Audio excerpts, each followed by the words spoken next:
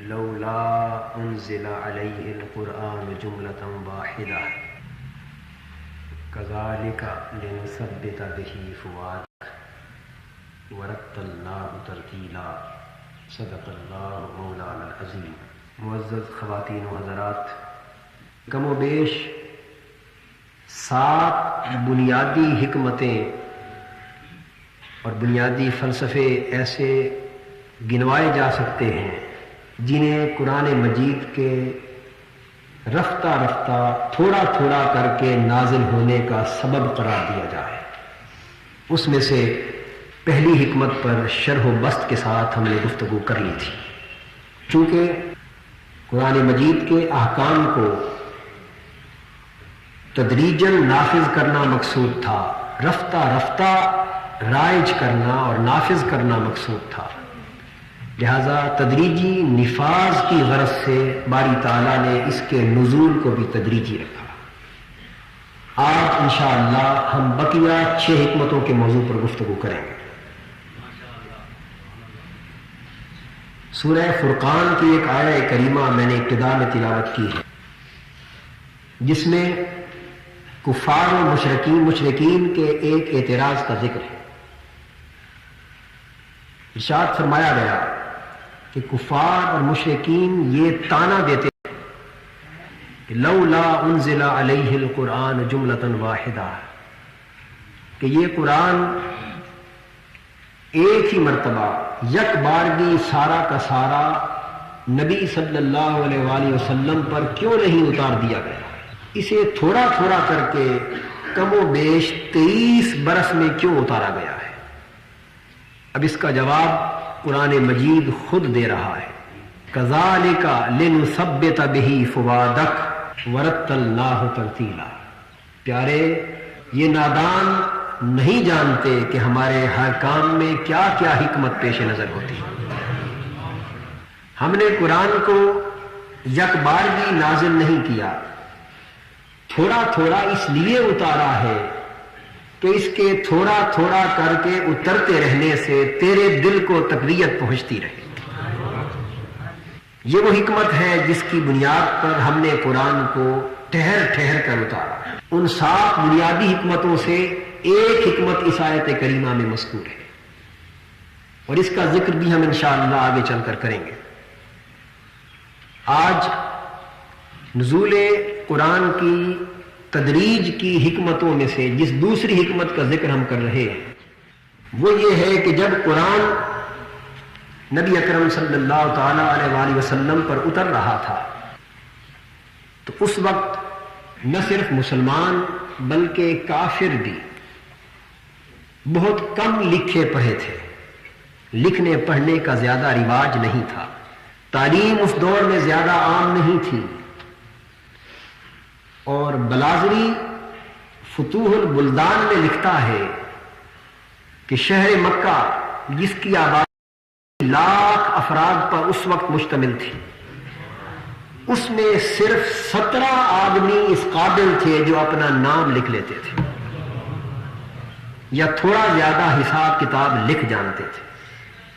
لاکھوں کی آبادی میں صرف 17 آدمیوں کا معمولی سا لکھا پڑھا ہونا، اس سے آپ تعلیم کے تناسب کا اندازہ کر سکتے ہیں۔ جب حضرت صلی اللہ علیہ وآلہ وسلم کی بعثت ہوتی ہے اور نزول قرآن کا آغاز ہوتا ہے، اور پھر ابھی حضور کا وصال نہیں ہو پایا تھا کہ شرق سے غرب تک امت مسلمہ کا ایک ایک فرد، کوئی محدث تھا، کوئی فقیہ تھا، کوئی مفسر تھا، اور علماء اور فقہاء اور مجتہدین کی کوئی کمی نہ تھی۔ جس سمت نظر اٹھاتے تھے، کوئی عبداللہ ابن مسعود دکھائی دیتا تھا، کوئی ابن عباس دکھائی دیتا تھا، کوئی معاذ بن جبل تھا، کوئی علی شیر خدا تھا، کوئی عمر فاروق تھا، کوئی ابو بکر تھا، کوئی عثمان تھا۔ یعنی علم اور عرفان کی ہزاروں شمعیں تھیں جو ہر سو روشن ہو رہی ہیں،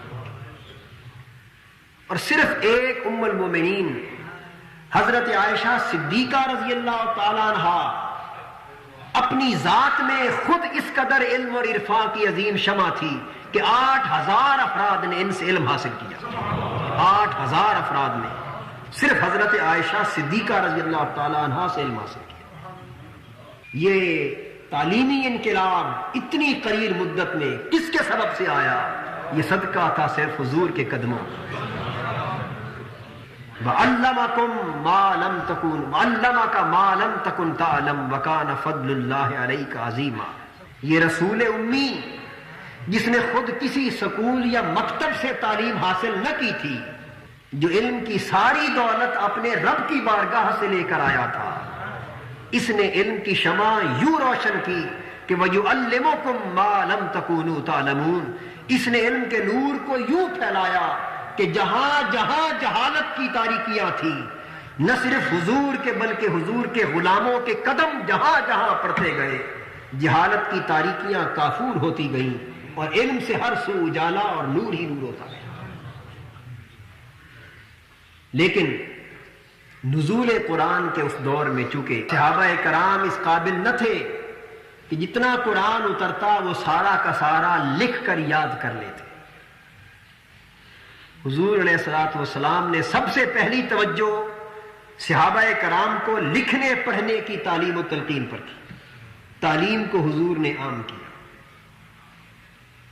جو لکھنا پڑھنا نہیں جانتے تھے انہوں نے قرآن کو زبانی یاد کرنا شروع کر دیا۔ جو لکھنا پڑھنا جانتے چلے گئے حضور کی صحبت میں آ کر، کتنا عجیب سما ہوگا کہ وہ رسول جو خود نہ لکھتا ہے نہ پڑھتا ہے، وہ کائنات کو لکھنا پڑھنا سکھا رہا ہے۔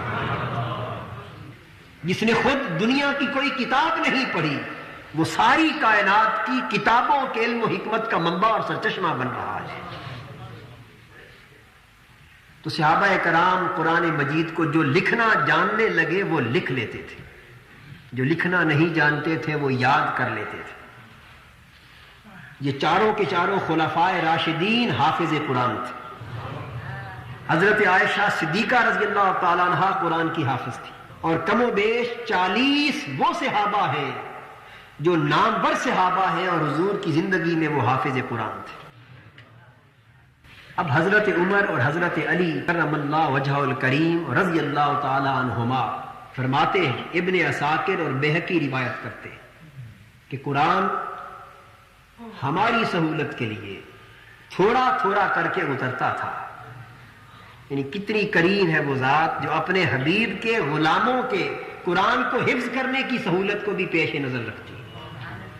ہماری سہولت کے لیے 5 آیتیں اترا کرتی تھیں، اور اترتے ہی حضور کی زبان سے سن کر ہم یاد کر لیا کرتے تھے۔ تو تھوڑا تھوڑا قرآن اس لیے اترتا کہ حضور کے صحابہ اسے آسانی کے ساتھ یاد کر سکیں، حفظ کر سکیں۔ اور اگر بہت سی آیات، بہت سی صورتیں یکبارگی اتر آتی تو نہ صرف یہ کہ انہیں یاد کوئی نہ کر سکتا بلکہ خلط ملط بھی ہو جاتا۔ اور پھر آیتیں اترتی تھیں، حضور آیتیں بھی بتاتے تھے، ان کی ترتیب بھی بیان فرماتے تھے کہ یہ آیت اور یہ سورت پہلے ہے اور یہ آیتیں بعد میں۔ ان کی ترتیب کو بھی یاد رکھنا، ان آیتوں کو بھی یاد رکھنا، اپنے اپنے موقع پر سورتوں کے اندر مختلف آیتوں کو ایڈجسٹ کرنا، ان کو یاد کرنا، ان کے معنی اور مطالب کو سمجھنا، ان سے احکام کو سمجھنا، یہ اتنے کام تھے علم کے پھیلاؤ کے کہ یہ تھوڑے تھوڑے قرآن کے نزول کے بغیر ممکن نہ تھے۔ یہاں یہ بھی واضح کر دوں کہ قرآن مجید کے ضبط اور نظم کی خاطر، جیسا کہ میں نے عرض کیا کہ حضور علیہ الصلوۃ والسلام نے صرف قرآن کو یاد کرنے اور یاد رکھنے پر اکتفا نہ کیا بلکہ تعلیم کو عام کیا، لکھنے پڑھنے کے معمول کو عام کیا، امت کو تعلیم دی، تلقین کی کہ تم لکھنا پڑھنا سیکھو۔ صحابہ کرام صرف عربی ہی نہیں بلکہ دوسری زبانیں بھی بعض صحابہ جانتے تھے، اور ان زبانوں میں آنے والے خطوط کے جواب حضور سے سن کر وہ تحریر کیا کرتے تھے۔ یعنی حضور نے اپنی